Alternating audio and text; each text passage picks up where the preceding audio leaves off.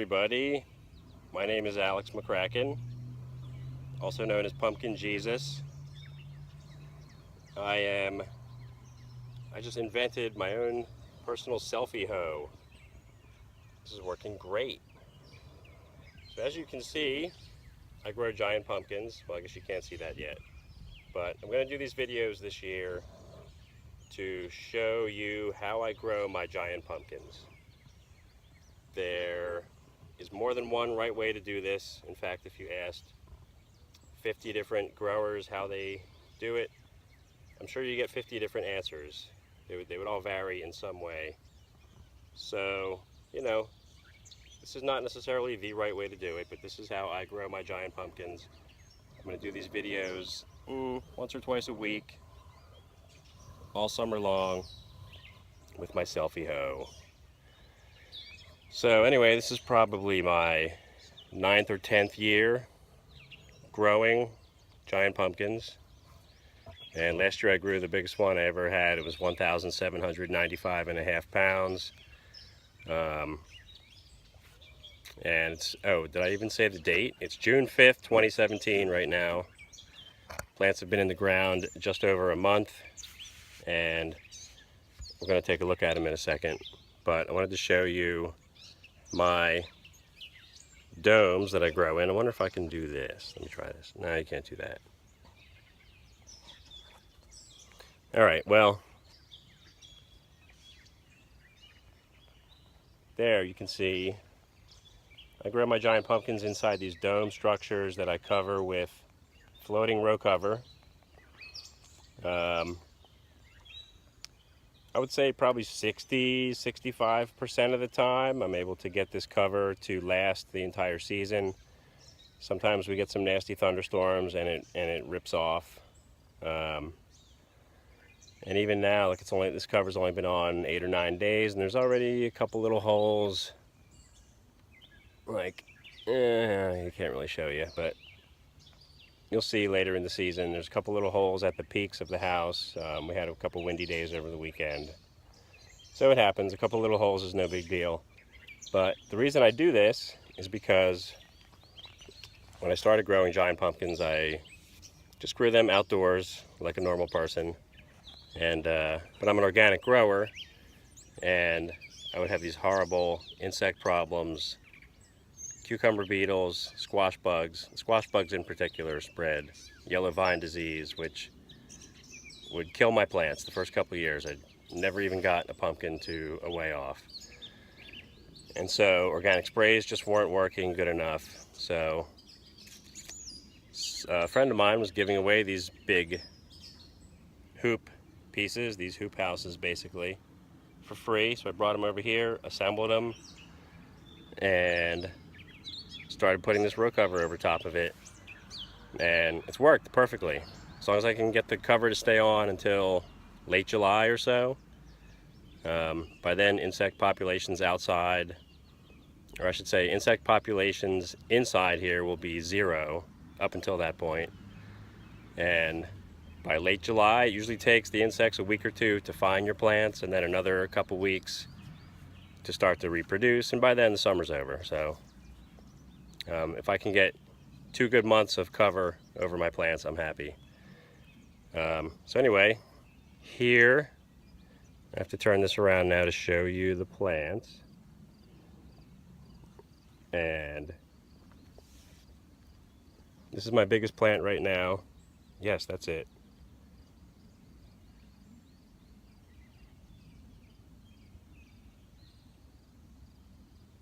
There we go. I'm bad at this camera stuff. That's the 1843 Werner. That's my biggest plant right now. It's about 5.5 feet long. It's been in the ground 5 weeks, I would say. It's finally starting to grow faster now. We've had a crappy spring. It's been cloudy and cool a lot and rainy. I haven't had the water in forever, which is good, but you know, some sun would be nice once in a while too. So right now, there's not a whole lot to do. The soil's all been amended already before planting. I use a lot of horse manure and compost, and I put some crushed oyster shells in this year for the extra calcium, which is always a good thing. These plants use a lot of calcium. And I'll occasionally feed lightly, like once a week, a soluble seaweed solution, but that's it. So as you can see, there's like a million weeds in here coming up. So that's a top priority for me right now, is to try to get as many weeds killed as possible early in the season, because later there's a lot of other stuff to do, and you kind of run out of time for weeding. At least I do. So, and I don't spray anything for the weeds, I just hoe them all, and that's why sometimes by the end of the season they're going to seed, and the next spring I end up with this. But you know, I deal with it. And weeds are you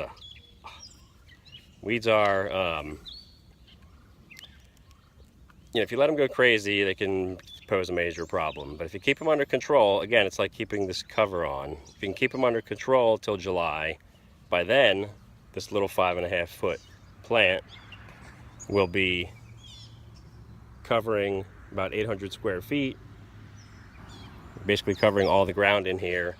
And then any weeds that are growing under that canopy just won't even grow that much, because they won't get much sun or water or anything anymore. So again, I try to just like prioritize the most important things early in the season, take care of those religiously right now, and then, you know, later on sometimes you can let some things go, like the weeds. But so this plant, I'm probably going to demonstrate later in the week spraying this plant. I spray all my plants with a biological, a protective biological spray called Companion. It's a bacteria that you spray all over the plant, top and bottoms of the leaves, the stem, everything, all the way down to the stump of the plant.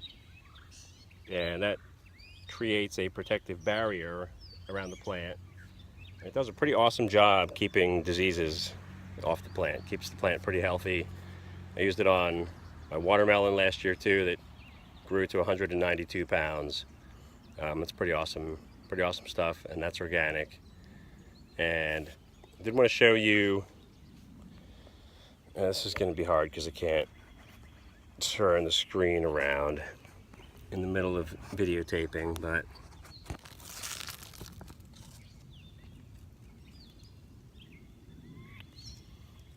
coming out of the main vine right now are the secondaries. Here's one. There we go. Secondaries, or the side vines. Here's another one. And another important thing to do right now is to train the vine to grow exactly the way you want it. I like to have mine coming out in a straight line, because I have a very square growing space for each plant. Slightly rectangular, but not much. So I like to have the plant growing straight out from the side of the dome towards the center for now, and then side vines coming directly off of the main vine at a 90-degree angle, preferably. Sometimes these first ones like to grow, you know, up in the air or backwards. Sometimes the first ones near the stump are kind of wacky, so I've already cut some off. I have no idea if I'm showing you or not, but this is the stump of the plant. Hopefully you can see it. And I've cut off some wacky secondaries there already. You don't necessarily need to leave every one. You want to give them the space to grow out and not get all tangled up with each other. So again, we'll be looking at that as they grow. Here, I gotta use my selfie hoe again. This is so awesome. Selfie hoe. Oh, this is great. I wonder if I can do this.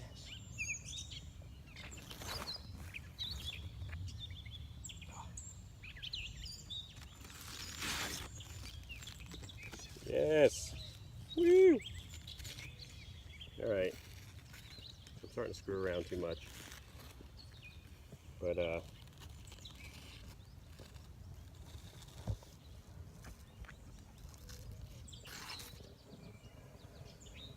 right, I'm gonna drop this on the plant and injure it.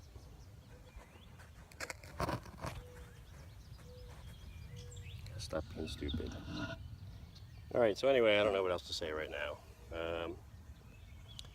I guess I'll talk about my irrigation a little bit.